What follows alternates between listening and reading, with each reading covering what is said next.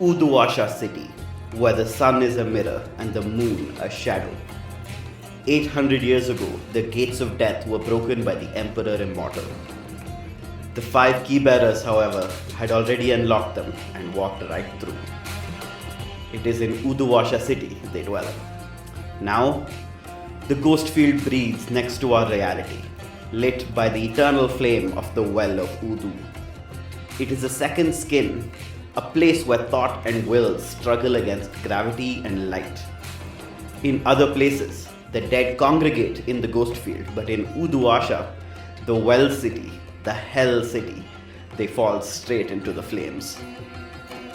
See its glittering districts: Kshitijpur, where the rich plot to buy the horizon; Bunda West, where the refugees of 2 different nations flock; and Pasarhandu, the vertical maze of market and murder. And here is Udepat, where the ceaseless temple resides. Its inhabitants, a family, a snake, and a god. The temple has stood since before the gods of this world were forgotten. Watch as it turns the wheels of revolution. Welcome to Desperate Attune, an actual play podcast about people who take risks so they can survive against the odds.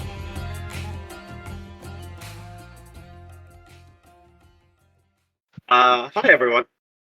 Welcome back to what is likely to be the last session of A Candle Ablaze, or more correctly, retrospective on the campaign of our first season set in Uduasha of Blades in the Dark by John Harper. John Harper. With me as ever are my players for the last time for me, because I don't mind spoiling to you that I am no longer going to be a GM but a player in the next season. So say hi, Emma. Hello. Zoheb. Hi. Prince. Hello. Aadiyat. Hello. You know what? A very normal set of hellos by and large for this episode. There's a tiny bit of spice from Prince. Yes, correct.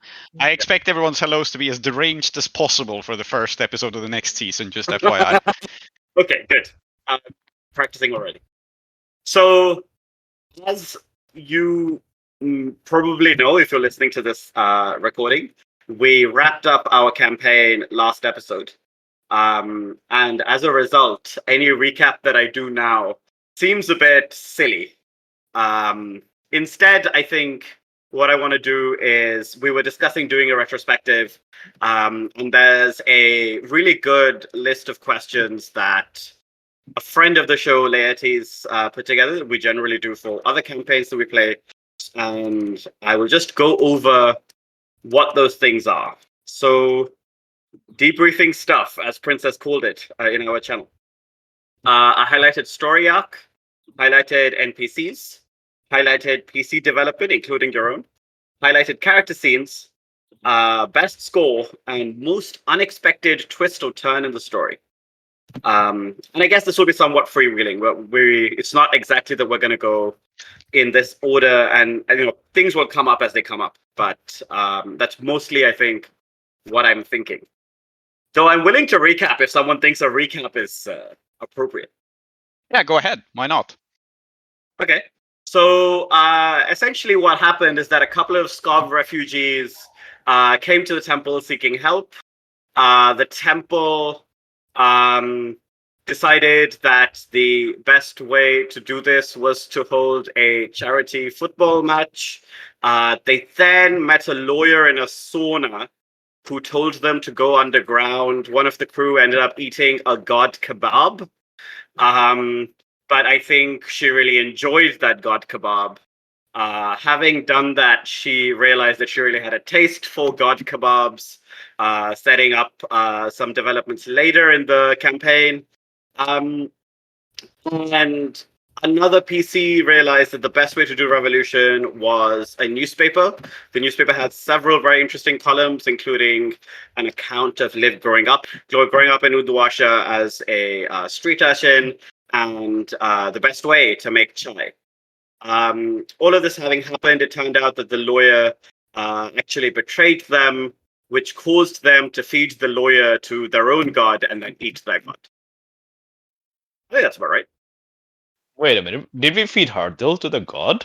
No, none of what I said happened. No, well, some of those things happened. You're lying. Didn't you? Some of them kind of happened. Sorry, Yeah. when I said recap, like What an unreliable narrator. Am I Yes, reliable? yeah. yeah, I thought it was a Because- great recap. You got mostly the vibes of what has happened this Yeah. campaign. It Yeah, involved like- a lot of eating things that are not meant to be eaten and cooking things that are meant to be cooked but badly, from my point of view. yes. Mhm. Yeah. Fair enough. Yeah. I was genuinely confused. Like, did we feed Hardil to the god? We should have done that. Why didn't we do that? Yeah, that would have made sense, but too late. So Let's say that we Absolutely. did that. I'm still the GM. I'm still the GM, and we did not do that. We're not going to do any epilogues, but let me tell you, Harpil made it out of Uduasha safely. I'm making this Aw. canon. This is my Oh, final act okay. as GM. And then, Fair you know, yeah. using your GM powers to save specifically the crooked lawyer is a power move for sure. I take your GM and substitute it with one of my own. Prince. Yeah. What happened to Hardil? Got them. We will find out in season 2 of Desperate Attune. Yes, great. I will say that Harpil was far from my favorite NPC. Like, he's not even in the top 10. But, So who you was know, your favorite NPC? It's on the list. You're right. You know what? You're right. And in fact, normally the GM in these things goes last, but I'm happy to go first. Because in many ways, the GM in our game was mostly just reacting to things, right? So I don't think that like me saying things is necessarily giving stuff away or letting you behind the curtain. There is no curtain in the game.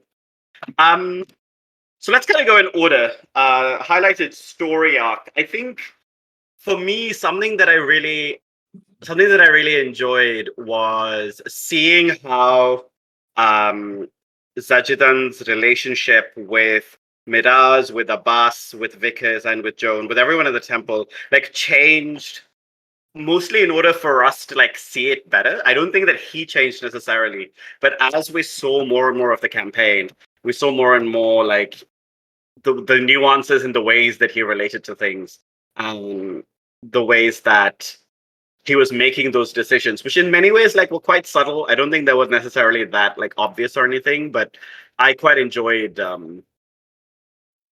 watching that happen. Yeah, I agree. Definitely. It was a very cool relationship.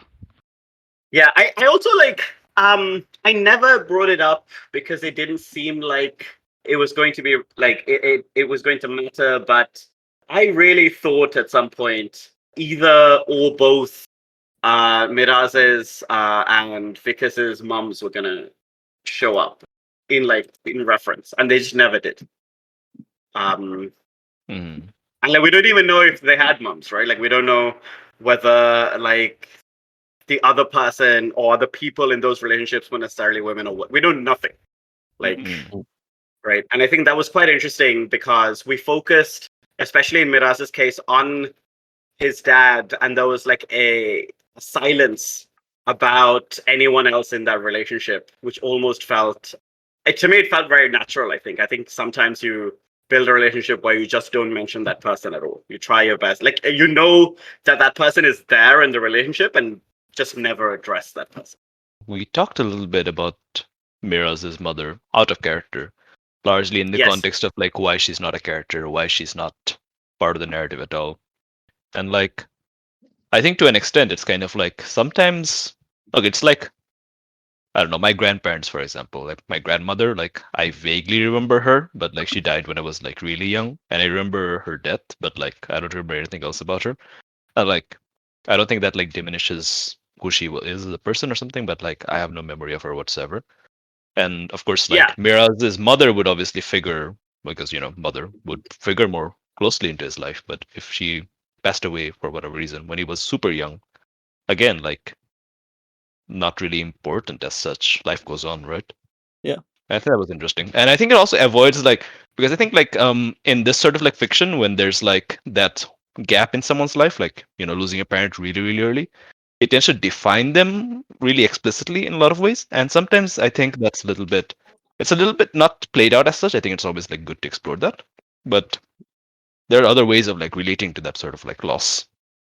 No, I definitely agree with that. I mean, and that was something that I definitely was aware of, in that I never felt like we were missing out by not seeing it.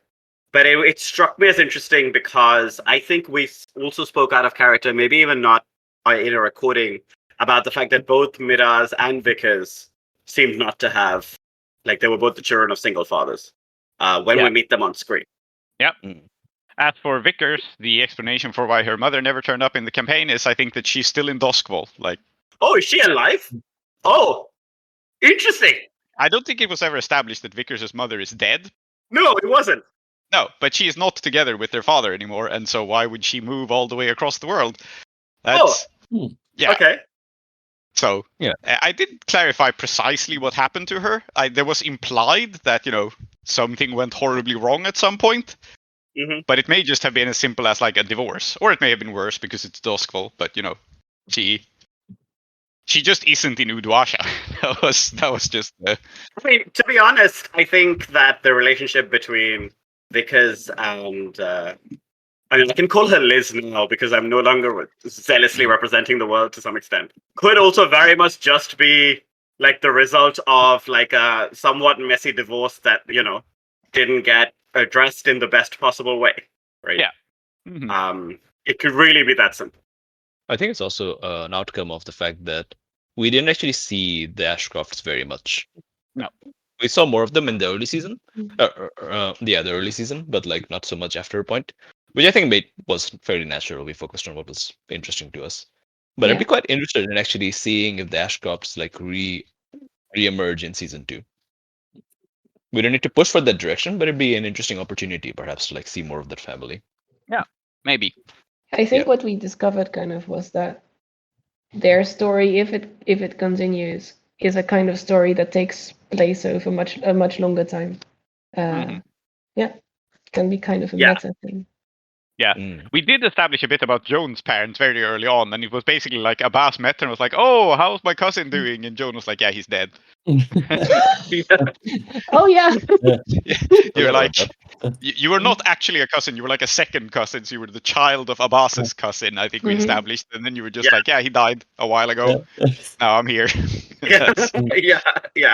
I mean, what was also interesting was that whenever Abbas and Ajidan were speaking, and like they were brothers, even in that relationship, Miraz's mother wasn't necessarily addressed, right? Like, for example, in my life, I can't imagine now if my brother-in-law ever passed away, and presumably in the fullness of time he's going to, but I hope that he won't for a long time. Hi, Alex, if you're listening to this, why would you be? He would figure heavily when we talk, right? But that doesn't necessarily mean that like he would come up in casual conversation. I don't know, right? So I think that did make sense, even from like the point of view of other people who've known Zajidan not as a father, but more as a contemporary. Mm-hmm. So yeah, I mean, I really like. I found playing Zajidan very rewarding, and I think that he taught me a bit, I think, about like parenting in a weird way, in that like he was much more happy-go-lucky in a sense than any parent I have ever known. He was very much like, you can do it, and then he would just hang out, right? Until, let's be honest, he planned to sacrifice himself to his god so the snake could wear his skin, and then he blew out a candle and also his own soul. But before that, he was pretty happy-go-lucky, so I quite enjoyed him. Like, I don't mind spoiling that he is my highlighted NPC for very obvious reasons, I think. Yeah, I mean, of course. Oh, that's nice. No, I mean, no, it was like, it felt very real, is the thing. Like, it felt very real and natural. And like, I think it's always difficult to do, like, especially for me, like, I tend to have a bit of a distance in role playing. Like, I think I'm a good player, but like, there are certain things, like the fairly like intimate relationships, where I struggle a little bit. And I think an outcome of the fact that is that I've spoken about this out of the recording and so on, but like I would have liked in retrospect to have like been more free to interact with Vickers, like on a romantic level and so on, like, you know, found that. And I think like there was largely a little bit of my own distancing there. But I think for whatever reason, the Zajidan relationship, the Mira's Zajidan relationship was very free and open. And I found that really, really, really refreshing and like very easy to go. So I think, yeah, I have to highlight that for sure. Especially like the final scene with Miraz and Zajidan, which, you know, it's in retrospect, that's a very hard scene, but to actually play it out, it felt very easy. I think that says a lot. Yeah, I think actually I was drawing a lot from the game that you and I were playing before this campaign, in which I also played a dad. Yeah. And the NPC was played by the GM, Laertes again, and that it was the same kind of refreshing relationship that I really liked, which I wanted to try and replicate, which was much like the someone whose parent dies early and that ends up defining them is like such a big trope. The same thing of like, I have a complicated relationship to my parents is also such a big trope, in a way where often it's like, oh, here are all of the things that make this tough, right? Whereas I think that like with Zajidan, I knew that I wanted it to be easy.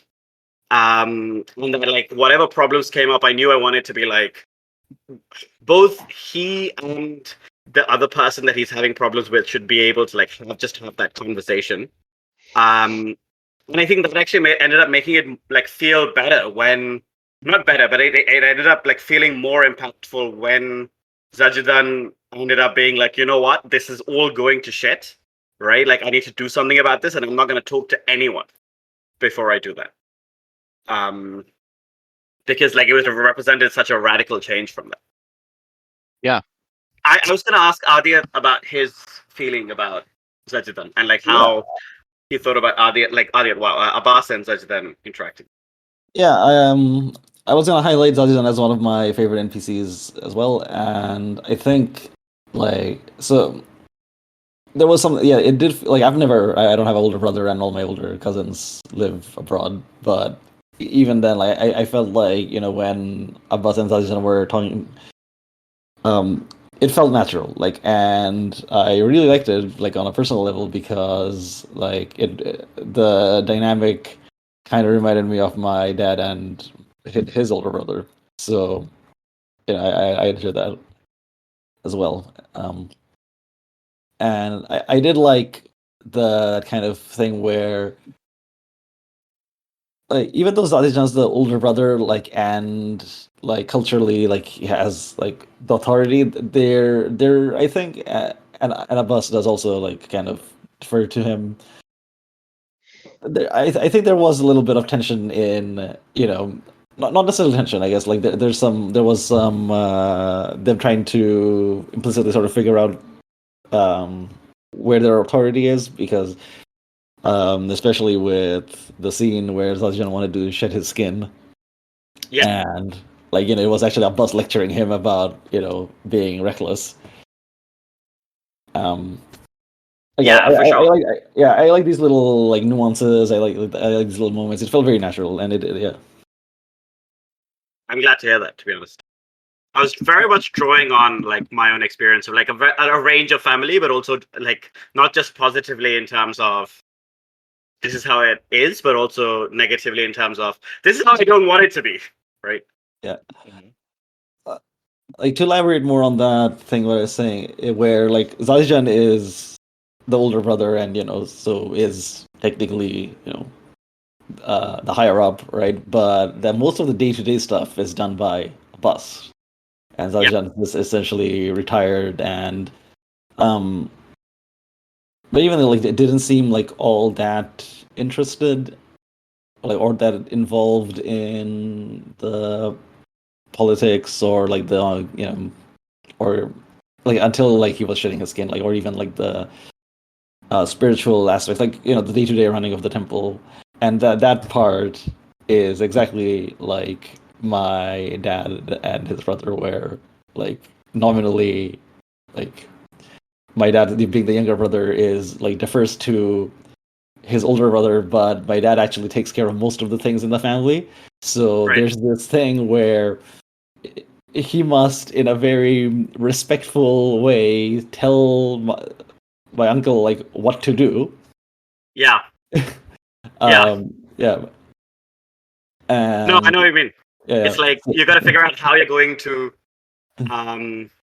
negotiate that in a way that doesn't hurt anybody's feelings, or like not exactly hurt anybody's feelings, but you know what I mean.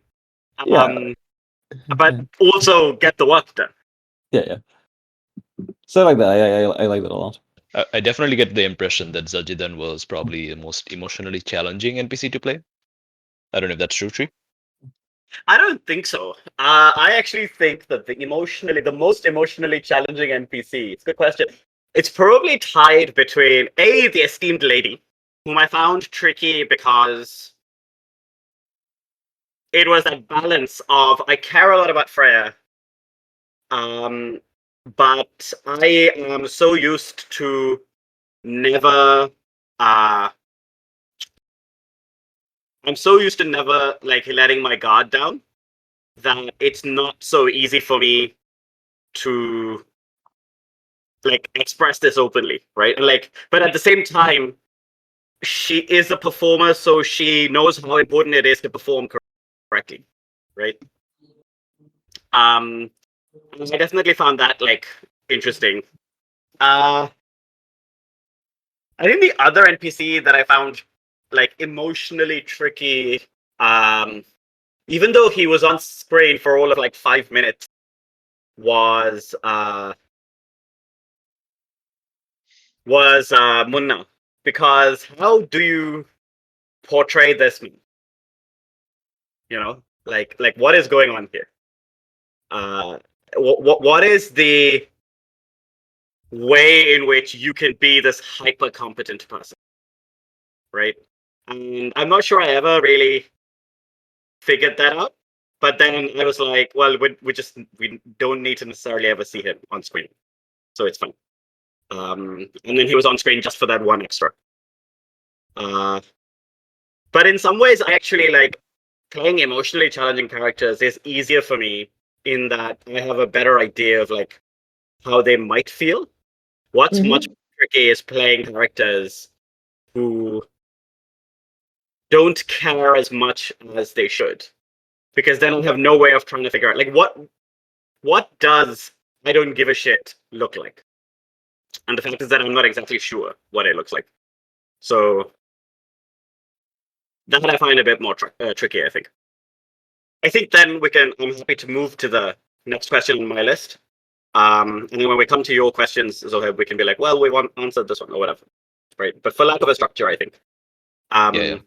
Yeah. So highlighted NPCs, and we've talked about a few of them. But for me, someone that I enjoyed being a lot was Goopy. I think that Goopy was someone who had a lot of interiority, hidden behind the panchuing, behind the being a goon, right? And like the interiority was not of a high quality in that he wasn't a poet, right? He wasn't like coming out here. Even that article that he wrote, I think we described it as it's very much purple prose, doesn't do everything that it needs to, all this stuff, but he was very genuine in that way. And like he had a best friend. It's always nice to just have a best friend who goes everywhere you go, right? And I think like I enjoyed both of them because they had that relationship of I'm always here for you, and yet separating them and making making Goopy a bit more introspective and making Baga a bit more like I don't care that much about the stuff, whatever. That was also super fun for me. And I think that like I wouldn't say that I enjoyed her, but actually now that I think about it, just because Goopy is on the brain, I think Elizabeth was tricky for me. And I think the reason Elizabeth was tricky for me was she didn't have a best friend, literally. She wanted one and she never got one.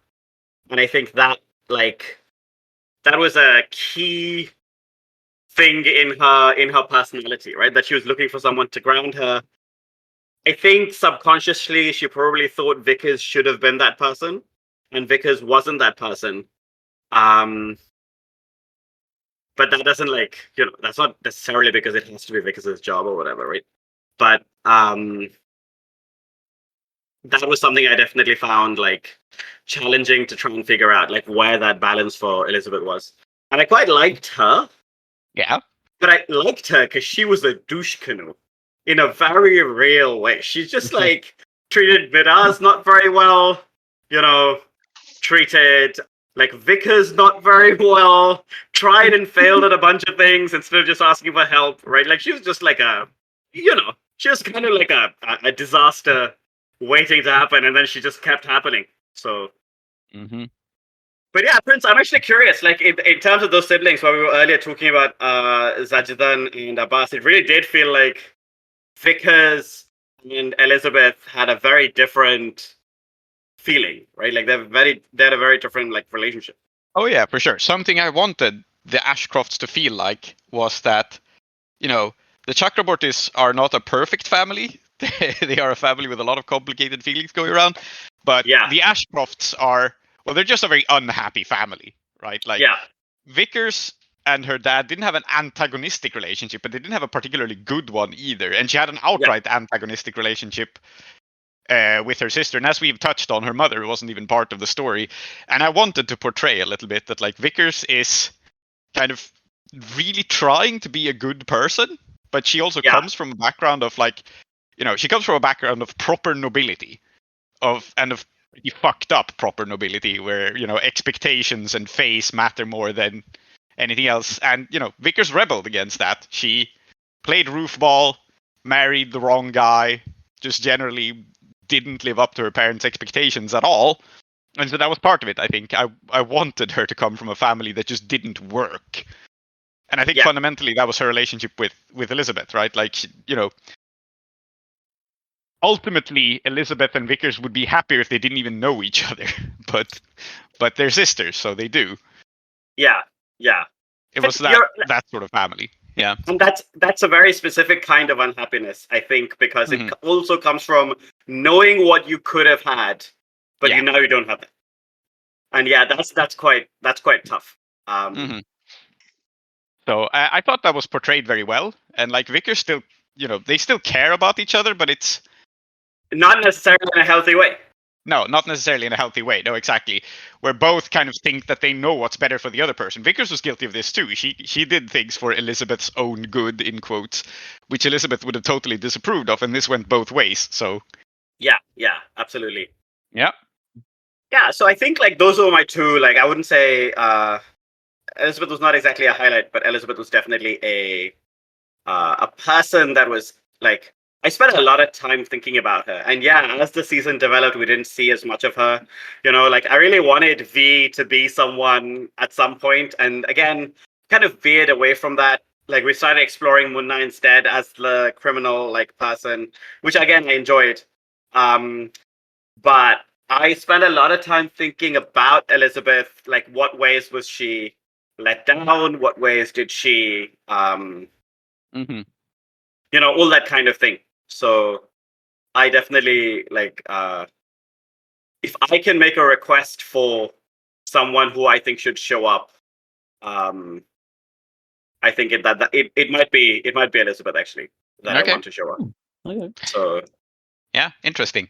As for me, I think the NPCs I would like to highlight are Elizabeth was interesting, but I think it was really cool how you played the lady in Shades of Rose and Gold.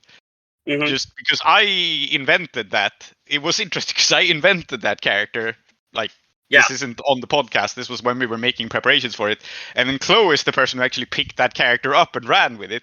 And then you put her... And it's always cool seeing a character get through these iterations because the end result was so different from how I had imagined her when I just wrote down the description of this person that lives in Ashcloister.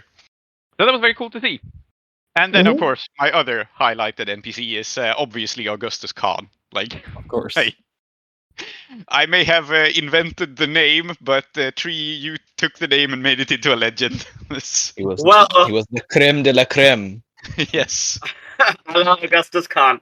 I won't lie. He was. I turned my shit posting brain, such as it is, all the way up for that. Yes. Right. Yes. There was no doubt. But I think that something else that also happened was because you rolled so well in so many ways. I had to commit. Whenever you tried and made that relationship work for you, it was like, okay, now I have to know that this is something that is working. And as a result, the French accent or the commitment to making Roof Ball work, all of this stuff was really, I think, something that I found he needed to buy in, and that was necessarily true. And therefore, we found ourselves in that place where he became this person. Yeah. What was funny about Augustus Khan too is that he's so ridiculous and over the top that no one would think he's real, but he wasn't real. He's just a fake persona. So it really worked. This is a character being portrayed by a bad actor in universe. So the bad accent is diegetic. It's he's literally an Indian trying to be French. Yep. So it's great. Yeah, I'm glad I came up with such an ostentatious name.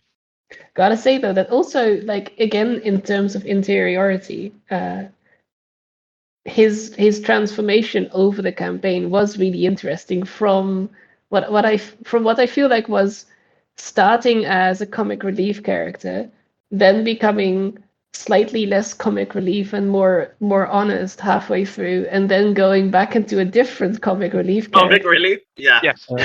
Yeah. It's true. What was your highlighted NPC, Emma? I'm curious. I really enjoyed the creeping cruelty of Madison Frake. Yes, absolutely. Speaking as her very slowly digested and savored appetizer. I mean, yeah, genuinely, what a person. What can you possibly say about Madison Frake? Did I mention that this was my former PC as well? I think you did, even on screen. Okay. Well, yeah. I preferred the way you played her, to be honest. Well, I think that she probably changed between you and me anyway.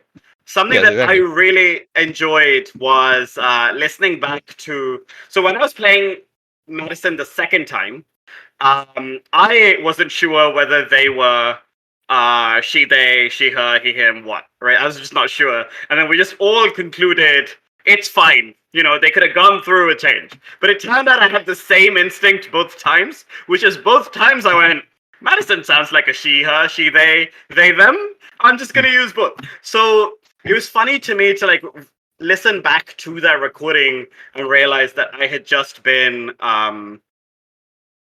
doing the same thing again. The same set of thoughts. Oh, cannibal? Weirdo? No way this person is binary. I'm sorry. To all of the binary people out there, this person is just... Their gender is cannibal. You can't claim this one. Legit. This one's for the queers. I just want to say that I do not share Tree's opinions on this. Oh, yeah, see, already getting pushback. The second that one of us expresses an opinion, we just eat each other up. It's terrible. It's almost eat each other up. It's a very good choice of words there. Yes, indeed. I'm glad you noticed. But nonetheless, yes, I really enjoyed Madison Frake. I'm not gonna lie. Also highlighted the PC for me. I mean, you have so many performances that, of course, it's cheating to say more than one, and hopefully there should be more spread. Yeah, you do a good job. I mean, it's nice of you to say. I think, to be honest, the time that it became most obvious to me that I had, because for me, it's all in the cadence. Rather, I can do two different accents, right? And they're both really mine. But what did, I think, demonstrate it is that the first time, and by the time this goes out, you'll have edited the poem into the finale, right? Yes, sir. The first time I read it out somewhat as myself, somewhat as Zajidan, but kind of very in a very like subconscious way, right? And then when we were talking about it, and I was like, oh, and you said, Zoheb, that I should do it explicitly as him. I was like, okay, what's his voice like? And he, like, the recording immediately changed, right? So even though, like, in accent and that kind of thing, it was the same, if you hear the two recordings, they're actually, like, wildly different because Zajidan's just approaching the same text in such a different way. And that, I think, was startling even to me. I didn't expect that, right? And we got to this point where some of the things that last line, when I read it, I got more and more breathless as I was reading it because it felt to me like it was a poem heading towards a conclusion that, I didn't even want to get to. Whereas for Zajidan, it was a conclusion about this is how life is, This is just how it goes. And so his reading was much more like not just somber, but like calm and like collected in that way. And then I heard it back and I was like, oh wow, this is just wild how different these two like views that are technically inside myself are, right? Yeah. That was very cool. Okay, so you know what we should do? We should first ask Aadiyat what his highlighted NPCs are, and then we can all do story arcs instead of one person doing all of them at once, which doesn't make as much sense. So yes, Aadiyat, please tell us. Well, I've already spoken about one of them, which is Salijan, and for the reasons stated above. And the other one, I mean, also has been mentioned. And how can it not be Augustus Khan? Like everything about this guy, from being like a thorn in the side for the temple, being. I like how his name isn't even Morrison anymore. It's not more No, it's not. No, Really? no. Hey, don't dead name him. Yes. Yeah, don't you dare do that. Don't you dare do that. To his downfall, where we found him in what's it called? Ash Cluster, I think. No, like just like was it Ash Cluster? Oh, we might have been Gilly. Yeah. Yeah, Gilly, and I also just love the idea of Abbas going up to this down, just a criminal at rock bottom and bringing him into the fold. The way that Vickers then took him in. Gave him a new identity, and then Tree playing the reborn Augustus Khan was just amazing. Like every word that came out of this man's mouth was just fantastic. Like Indeed. Yeah. We should also highlight Prince's ridiculous idea to create Augustus Khan from the ashes of Morrison.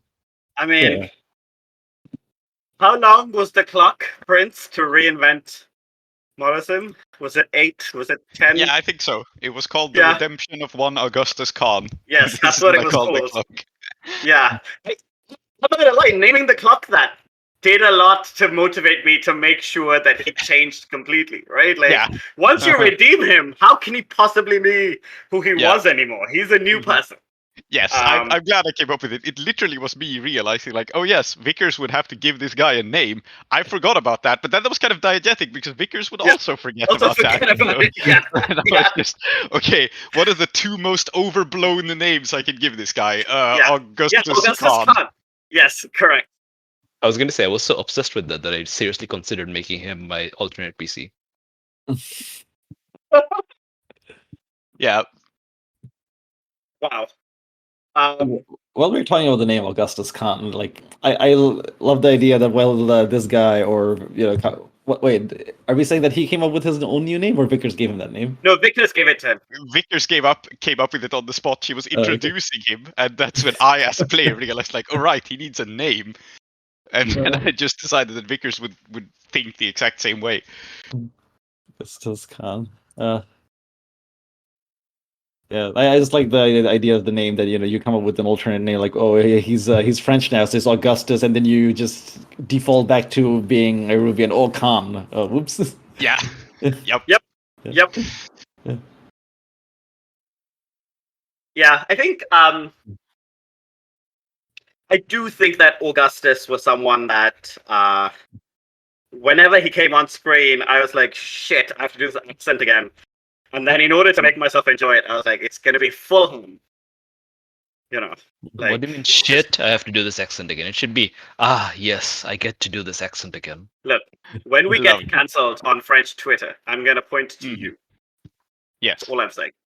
Um, Well, as I said, it's diegetic. He's meant to be Yes. bad at being French. It's fine. Listen, Yeah, where I good. live, the French will never come. They will Uh-huh. never put up with this cuisine. Uh-huh. Oh no!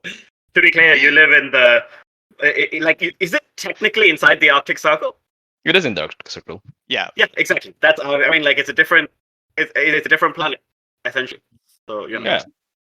Yeah. Should we move on to story arcs? Yes, I think so. Highlighted story arc. Yes, I remember. It was the Kingfisher situation, particularly how we have Freya mentioned first, and then kind of like as this like what seemed at the time like it was going to be a villain or a very big fish that we had to work around, then having her show up being completely different in some way than I imagined, but very like still having this kind of royal. I thought that was a very cool description of like somebody who is very honestly and belongingly royal, and then having that arc over to her losing all of that, and almost as a midway cold open twist, suddenly being one of the player characters. There was a character who had been in the background for a long time, suddenly becoming a main character in the middle of the show. I really like that. Yeah, that was a fun decision to make. Yeah, I think it was a good decision as well because it gave us like someone very different, but still connected to the crew, right? Mhm. Yeah, I think that was really cool. And the viewers have to appreciate the fact that it was a very small twist of fate that the situation just aligned itself such that it must be Freya as the second PC. And in that, if that hadn't happened, they would have gotten Augustus Khan instead. Indeed. So it is. Uh-huh. Yeah.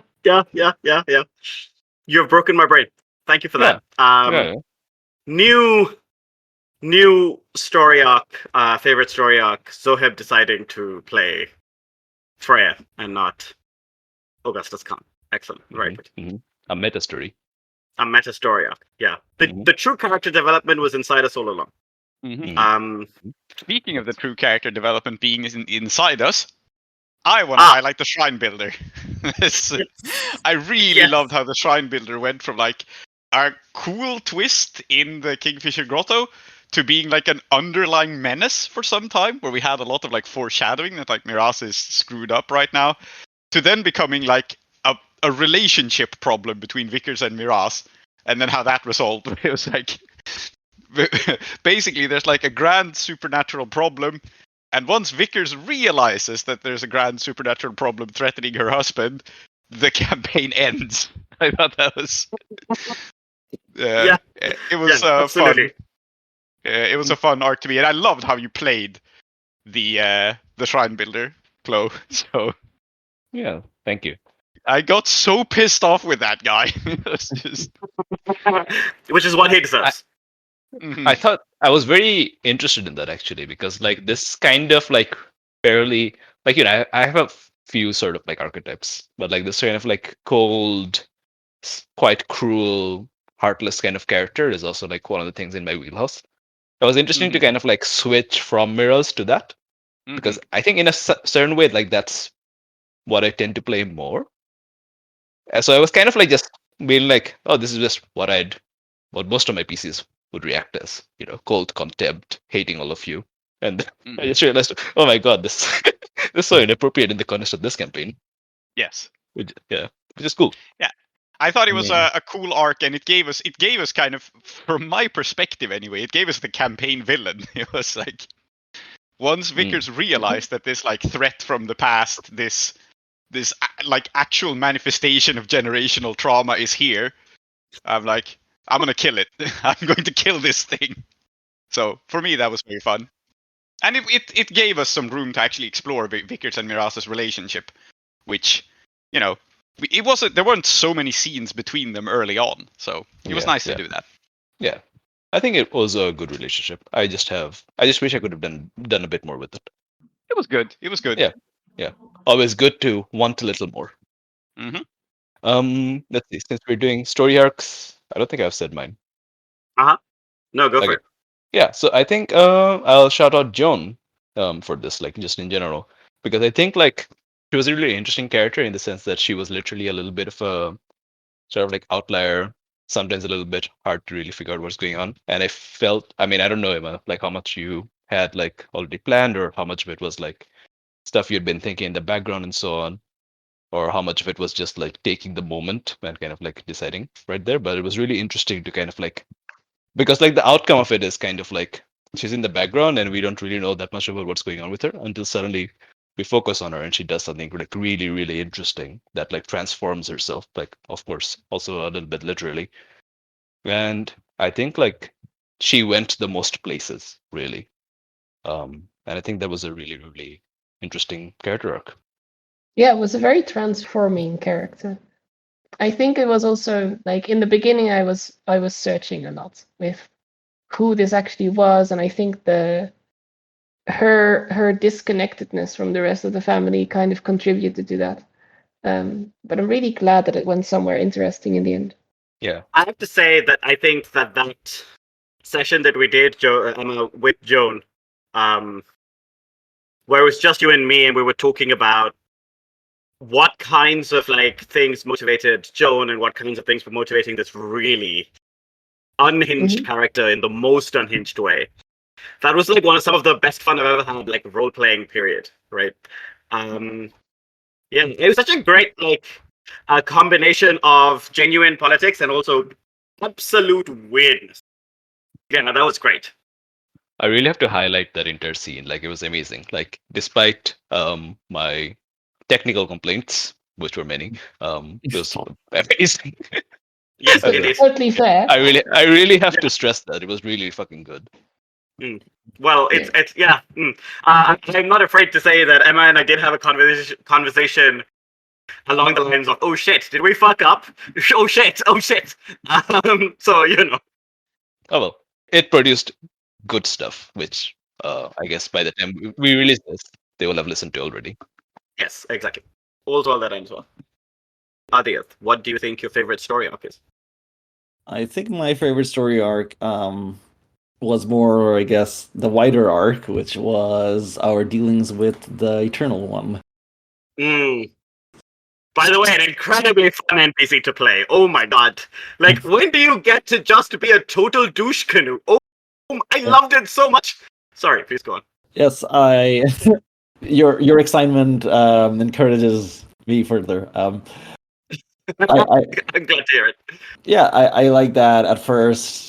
You know, we established the Eternal One as like the authority figure in this temple, and then we slowly started to chip away at that bit by bit. That actually, you know, we shouldn't be relying on and then, or listening to, or caring about, and then this thing, and then we went straight to, oh yeah, we're just going to like destroy this.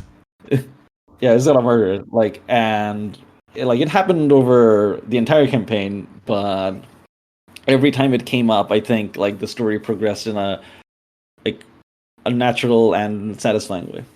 Yeah, I think that like one of the things for me is that like I'm quite Sufi in the way that I think about a lot of this, and I just really enjoyed the way that we went from orthodoxy to heresy, and I enjoyed how Abbas went from orthodoxy to heresy.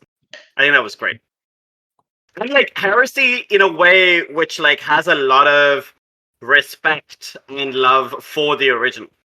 Yeah. Right? Like it's very important that like it's not heresy in the way that, for example, like sometimes atheists see it, which is, you know, oh haha, I'm like disrespecting the thing that you love because it has had so many people. like that could be a legitimate form of like political expression. I'm not like you do you, you know, like for me it was more Abbas loves the religion and it provides this foundation for him, but that doesn't necessarily mean that Abbas is willing to let the trappings of the religion kind of like prevent it from being the best possible version that it can be. Yeah. And something that like I enjoy a lot is there is a Sufi poem which kind of like roughly translated like there's a very famous Persian romantic couple called Majnu and Layla who Oh yeah. you know it's the classic, you know, like one is the prince from one side, one's the princess from the other side, that kind of thing. And the poem in translation basically says you know, someone goes to Majnu and says, you know, you are being called by Allah. And Majnu says something very odd. He says, you fool, why should I go to see God? If God wishes to see me, he should come in Layla's form. Right? And it's a very like kind of, it's a sentiment about why should I bow or like compromise in my vision because I know what divinity is for me, right? Yeah. And I think that's very much like where I was saying the inspiration for a lot of this from, in that I ended up playing the snake very much as like condescending and like knowing better than that kind of thing. And so long as nobody challenged it, it was actually fine. But the second someone started pushing back in a real way, it was like, who the hell do you think you are, right? Yeah. I think there was a very good piece of character consistency in the way that the mix of respect and radicalness was kind of a theme for Abbas. Because, like, as you've said, it's like how it's how his heresy started or how it worked. But it also seems to me that Abbas's love of the city, and while also having been an insurrectionist or a rebel or a firebrand, has that kind of mirrors it. Yeah, I'm not entirely sure what like I don't have a very clear motive. Like I mean, the thing about what Tree was saying about Abbas loving religion but also not letting the trappings get in the way of what it can be, that comes from a personal thing. But I also didn't want Abbas to just be me, so I made him a bit more, I think, also like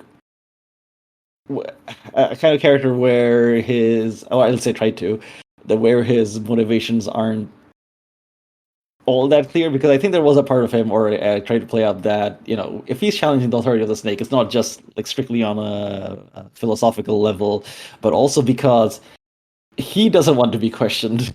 Like Abbas doesn't want to be questioned. He wants to be correct and will go as far as to start an insurrection against his own god to be the person who's right. I don't know if anyone else like felt this, but I was thinking about Abbas's arc, and it felt kind of like if anyone was like looking at Abbas from the outside, they would just assume like, you know, nothing's changed. He's still the same guy. Okay, he's done a few different things, but it's like still the same essential person. But some very subtle but important changes happened inside him, and I thought that was really interesting.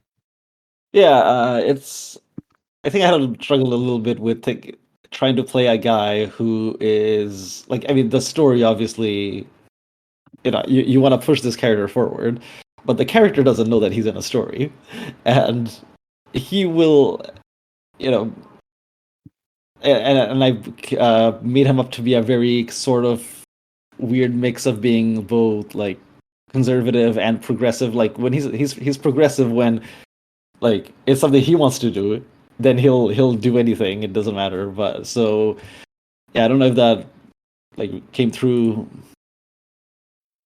in that way, but I think it makes sense that like on the outside it looks like, you know, he's pretty much the same guy, but on the inside there are some like changes in his thinking. I expect that. Like I want Abbas to be the person who has a very like he can rewire his brain a little bit to justify what he's doing.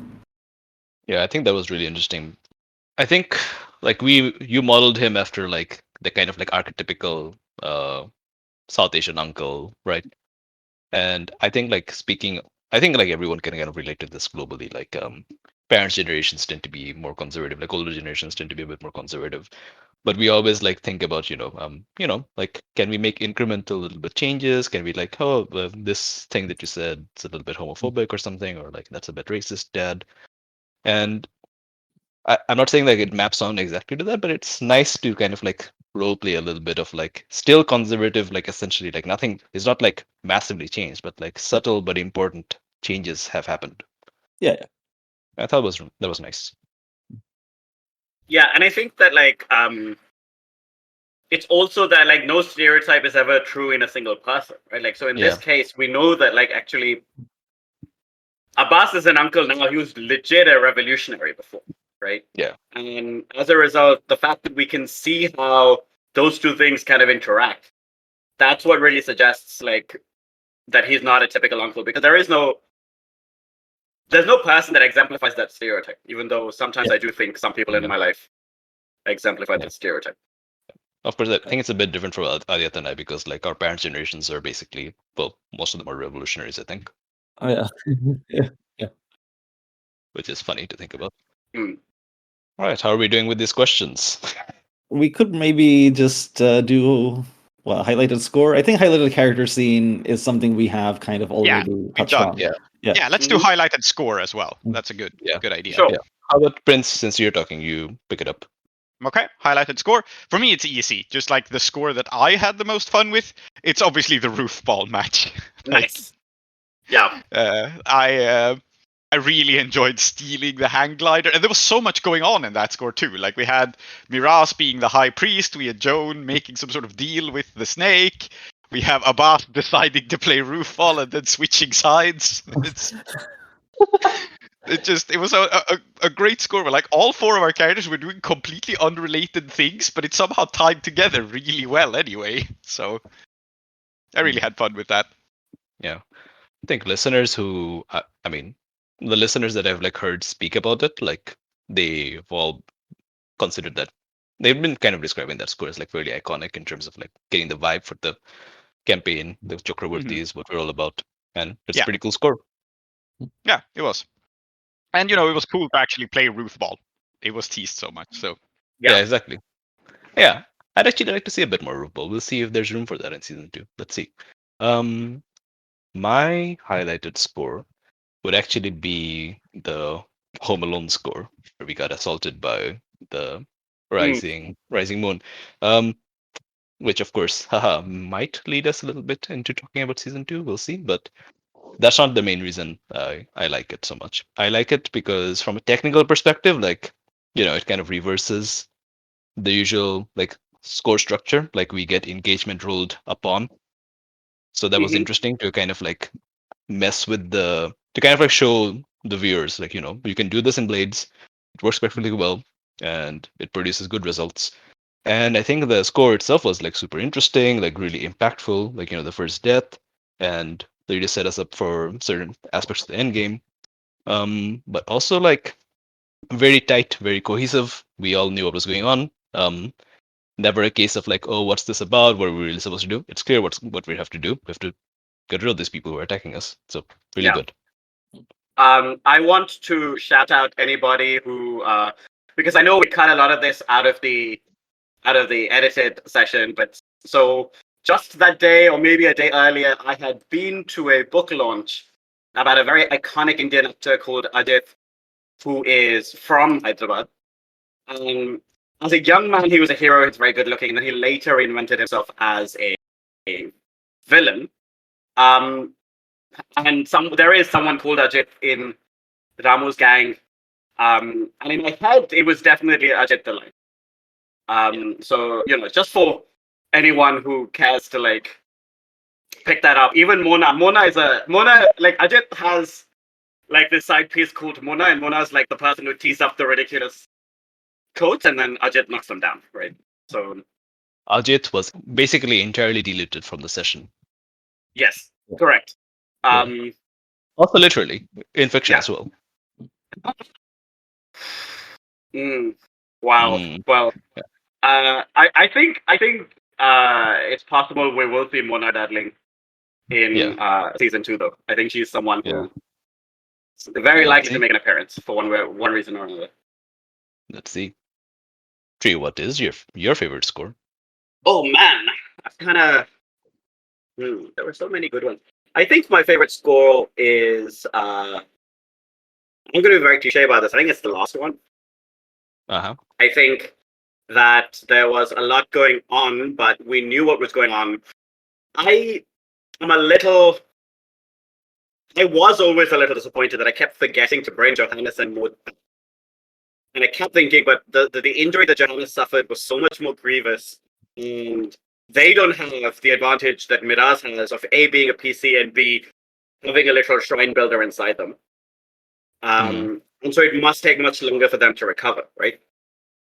But I'm glad that they came back and they appeared in that final scene when it mattered. When you would I wanted it to bookend the season, right? Yeah. And that really felt good to me. The scene with Zajudan at the end, Zajudan and Zal, felt really good to me. The scene with Constable, where who were the PCs?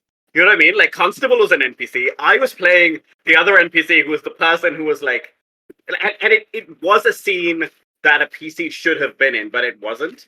And I'm gonna just pat myself on the back and say I handled that fairly well. So You did. even outside the really incredible moments of Vickers attacking the snake, Joan turning up, Miraz, actively going against the Empire, and Abbas basically nearly murdering this poor woman, right? All of those moments were really iconic. But even outside of that, there were loads of really small things that I think worked really well in that score, because we were all we knew the vision in a way, and then we were just doing it. So that's I think that's it for me. I'll briefly comment. So because of the way things played out, I had Miraz completely ignore Constable, Maud, and Johannes. But I had, as soon as you said Maud and Johannes were back, I had it lined up that Miraz's new name for Johannes was going to be Wolfgang, and I was waiting for an opportunity To say to refer. Wolfgang? Yeah, but then my dad died, and I have better things to do. Yeah, very fair. Very fair. Yeah. Oh man. Maybe I should put Wolfgang in my next. Yeah. Okay. Good. Good to know. Good to know. Great. But yeah, that was my favorite score. Emma hasn't said hers yet. Well, I've highlighted the Kingfisher arc, and I think also the Kingfisher score was the one that sticks in my memory the most. As oh, that was really cool. In parts, I think it was going into the was it mines? It was something else. It was the caverns. It was spelunking. The caverns, yeah. In some ways, it was it started out as what would have been the most traditional score, I think, if you just look at the outline of it. But so many funny and amazing and unexpected things happened, like Abbas using his clothing as a parachute. I have to reiterate that is a thing that happened. And it was a beautiful turning point as well, or what turned out to be very impactful, as it was the moment where we lost the support of the snake. Yeah. It's a very solid mid-season turn in that way. It took the campaign in a whole other direction. Yeah. I think that was going to be my other score that I was going to mention. But the reason that the finale edged it out is that I got to play an old PC of mine, and I have a very soft spot for him. So I was just I got to pick it. Yeah. I did feel a little bit self-conscious about Constable suddenly becoming so important because, former PC and all that. But I think of course, I really, on a personal level, I really appreciated the way things went down with that, of course. Yeah. And I hope it also made good listening. I think it did.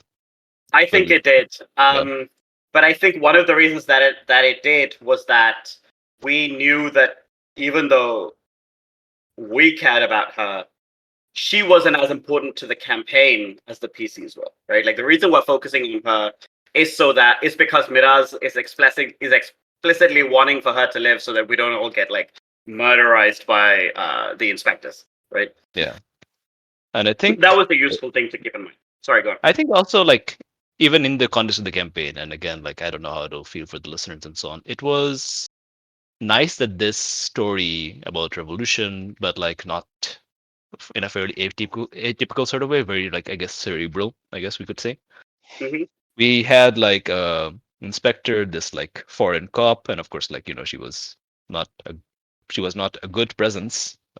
Yeah. But there was still room for compassion and humanity and so on. And I think that's something I really appreciate because I can really see a very different kind of like typical sort of like arc for how that person gets dealt with. Yeah. I think you're right that she was someone that like it would have been very reasonable for any player to just go, hey, I want to like shoot her and then chuck her in the river and then make sure that nobody notices. Yeah. You know what I mean? And we did make conscious decisions not to let that happen, which I think was like important in many ways. Yeah. Pragmatic, but also I liked how it played out on an emotive level. Yeah. All right. Aadiyat, you're left with highlighted score. Yes, I was also going to the spelunking score with in the Kingfisher Grotto because I think it had everything. Like all the characters had like really cool moments with like from the beginning to the end, like where we were trying to cross that chasm, and then like Vickers using her like self as like an anchor point from which Joan jumped off to the other side of the chasm. Yeah. I mean, like somehow it worked. And then like I think this was one of the first times in this campaign where Abbas and Miraz kind of actually got along. Yeah, which was nice for my character. With ingenious use of binding oil. Sorry, what binding oil was? What floating oil? What was it? Drift oil. Drift oil, I think. Oil, yeah. That's the one, yeah. And then like when we went to the Kingfisher Grotto again, I think that the finale of that score set us along the path for the rest of the campaign, right? With the shrine builder and like Abbas getting a bit like drunk on his own power with the ritual and trying to like say that he's back now, he's gonna do things, he's no longer a bookish old man. Joan eating a god. I mean, yes, yeah. I mean, so yeah, like for me, that's a standout score by far, I think. Yeah. I also do want to shout out that we had a whole Lord Skurlock score. It didn't make the top 5, right? And it was a very good score, and it didn't make the top 5. So we ran a good campaign, guys. I'm proud of it. Yeah, it was good. It was a good time. Yeah, I enjoyed it, but I will not deny that I also will enjoy no longer being GM, because I think that players get away with so much nonsense, and I look forward to getting away with so much nonsense. It's gonna happen. It's gonna be the year of me doing absolute like unhinged shit. It's gonna like you think you've seen stuff from Joan? I'm gonna make it my personal mission to outdo Joan. You said you were going to make a god? Yes, correct. Teaser, but also, oh no, you can know this. I would have said it in episode 1 anyway. Very much inspired by the Silt Verses, very much inspired by Max Gladstone's craft sequence, but also very much inspired by Joan. I'm gonna commit to this. I'm gonna be like, you know what? How dare other people be in charge of divinity? I think I could do better. And I'm going to. Hell yeah. So, great. Okay. So, on that note, sign us off, Tree. Sign us out for the season. No, hold on. Signing out is important, but we also need to formally introduce the new GM and kind of set up the next season. because of course Oh. we will record session 0 in like 5 minutes, but I don't know when it'll come out. Maybe there'll be a Okay, gap that of is a week or 2 months. That is between fair. the Okay. next one. So we can cut out the signing off, and instead, what I'm going to do is do the handover, and then I'll sign off. So this is the official announcement. I'm sure it'll come out on Twitter and so on. We're doing promo already, actually, with like designing materials. Second season will also be in Uduasha. It will follow on in terms of the timeline straight from this one. So it's very likely to occur like a few days after this finale, but we won't be following the Chakrabortis. I think they've earned their rest. And I think that to a large extent, the things that they are about to do now in Uduasha may not be the things that we should continue to observe them for. I think they deserve some privacy to deal with having eaten, destroyed, and otherwise consumed gods. Instead, we will be playing a little known sword school called the Rising Moon. Members of it, rather, having just lost their leader and their most elite warriors to some terrible outside force, we will be attempting to rebuild this school and also the pride of the Kethrisi refugees in Uduasha. And happy to say that Prince is going to be GMing this for us. I'm looking forward to it. I think Prince is an excellent GM. And funnily enough, so he was running a campaign that I was playing in earlier, and we have just decided that in that group I will be running. So we've just traded off, really. So yeah, Prince, tell us in 17 words or less which god we are going to be creating, but only in Swedish. Wow, that's hard. Yeah.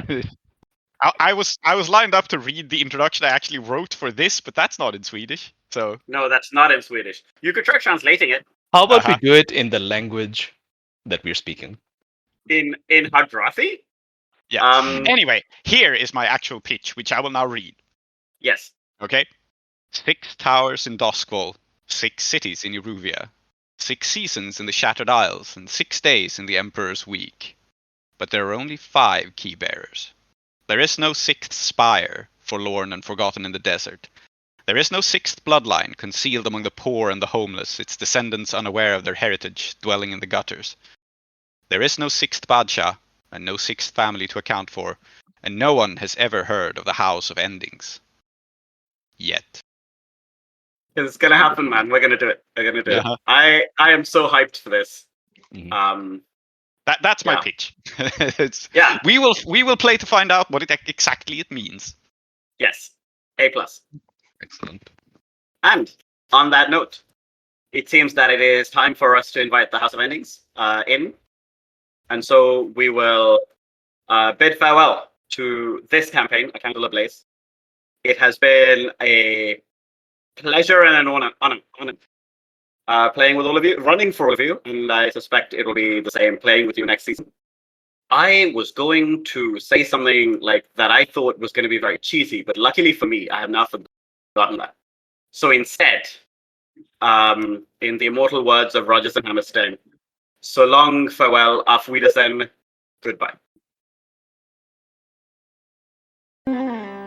And so blows out our brief candle. I named the disciples of the Ceaseless Temple thus, with both their given names and taken. Soumithri, called Tree. Zoheb, called Klow. Prince, Emma, and Aadiyat, called Soap. Intro music, Jalandhar by Kevin MacLeod. Outro music in Kiravani Ragam by Srinivas. Blades in the Dark by John Harper and Evil Hat Productions. Iruvian playbooks by Johnstone Metzger. Follow us at Desperate Attune on Twitter or email us at desperateattune@gmail.com. Support us at kofi.com/desperateattune.